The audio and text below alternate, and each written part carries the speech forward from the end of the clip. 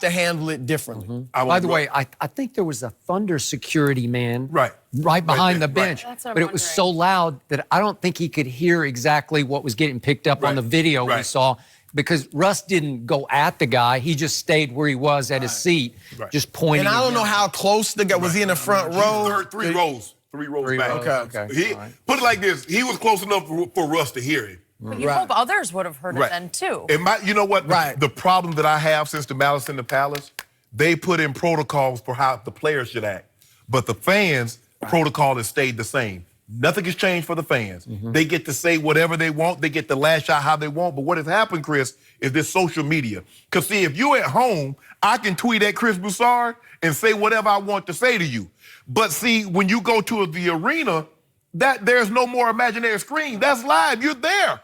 I can't go into a Starbucks and tell my server, you know what, you know what. You know your mama is a you know what. Your dad is a you know what. They're gonna call the cops. Because they call the cops on me wanting to use the bathroom. I know good and well they're gonna call the cops on me if I start berating one of the servers. Well, the other day, some guys, I forget where it was, at a fast food place, they went outside and started beating, the workers started beating up the angry customer. Go ahead.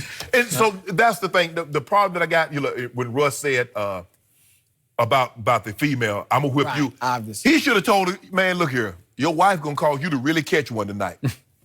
He gave too much detail. My wife was sitting there. She was sitting there, her hands in her lap, and she didn't say a word. That's an awful lot of detail. The thing is, for me, it's hard for me to believe that Russ would have even engaged her had she not said something. For Russ to react the way he did, Chris, that man ain't just say, hey, bruh, hey, bruh, hey, sit down and ice your knees. Really? And Russ gonna lose it like that because he said, bruh, sit down and ice your knees. For Russ to react the way he did, because if we go back to last week, Russ, when that kid touched Russ, he turned around and he realized it was a kid. I'm not so sure had that been an adult, he would have got the same response that the kid got. Because as we mentioned earlier, Chris, there was a soccer match in, I think it was England, where a fan ran on the field and punched the guy. Okay. Have we ever seen that in this country? No. Punch, no. No. No fan challenging a player on the field. No. Never, ever. That was your scenario that you presented, right? I've never seen that happen in this country. But you remember when that fan came on the field and Mike Curtis was playing? You remember old Baltimore Colts? Do I? I bet he didn't run back on it anymore. He tackled him. He dropped that helmet on it. I got but that. That's what and I do believe Russ when he said in his post-game statement, I've never put my hands on a woman and never would. So I don't believe he was going to do. No. But you still, obviously, you can't say that. Right. Agree. There's one silver lining to this for Russell Westbrook. This is the one thing I love about him. He is the rare player who actually thrives on this. He welcomes it. He embraces it. Not that he isn't standing up for his family and his pride, his community, but he also loves engaging in this because he'll engage with anybody, anywhere, at any time. Usually, my rule of thumb is block it, ignore it, don't fuel it, because the more you respond to them, the louder they're going to get, and maybe the worse they're going to get. And you've been there. I've covered many playoff games in Utah. Fans with their borderline vicious insults. It's one of the worst places in the league. I don't want to condemn all the fans because they have a whole bunch of good fans, but it can get loud and it can get vicious with the insults, especially around the ring around. And they're the closer court. To the court. They are closer, and I've sat courtside of a bunch of NBA Finals games there.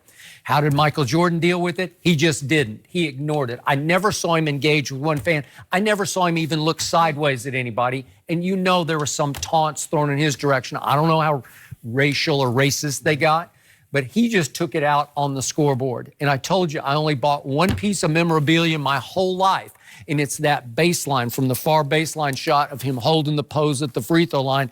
And why do I love it? Because you can see the faces of all the fans in the far end zone seats.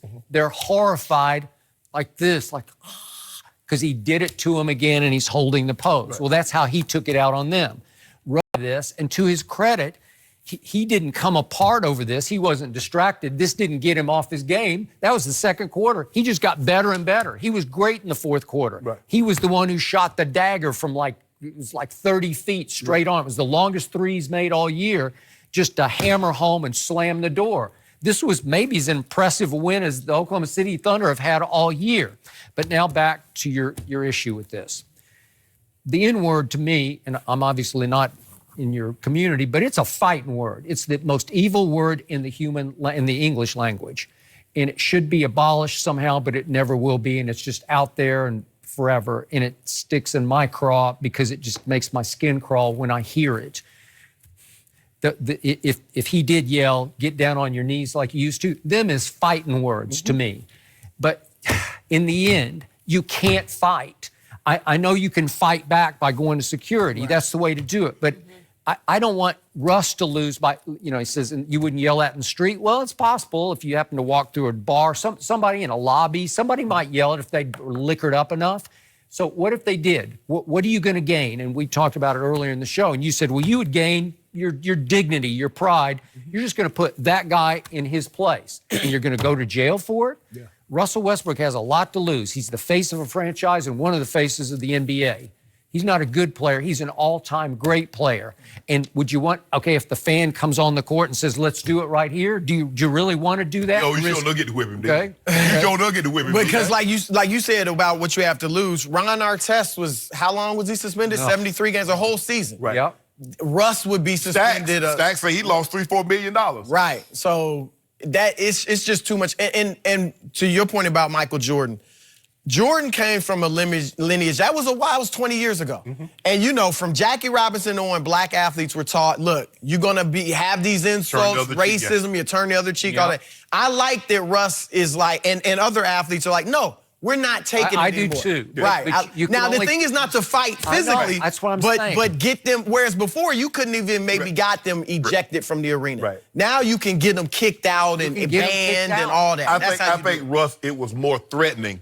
Leave it alone. It's almost like a rattlesnake. The rattlesnake just doesn't bite. It rattles first to let you know, okay, you treading with danger. I did like it. I must admit, it gave me goosebumps, like in a good way, like, I'm going to F you up. Well, okay, and you would if you... But Chris, look, there are certain things in our community. When I was growing up, obviously, the opposite race couldn't call you the N-word.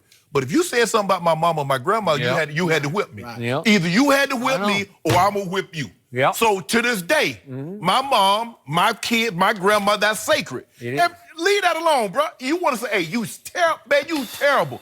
I'm a terrible announcer. I don't know how I got a job on TV. I can't enunciate. I got a heavy Southern. Oh, all that. That's fair game. Got it. But, bro, yep. I'm not. Don't let the suits fool you. I'm still much of a man up under this suit. So that's why I don't go out, Chris. Everybody's like, man, you don't do anything. Because I know me. I'm not going to let you disrespect me, bro. It's not going to happen.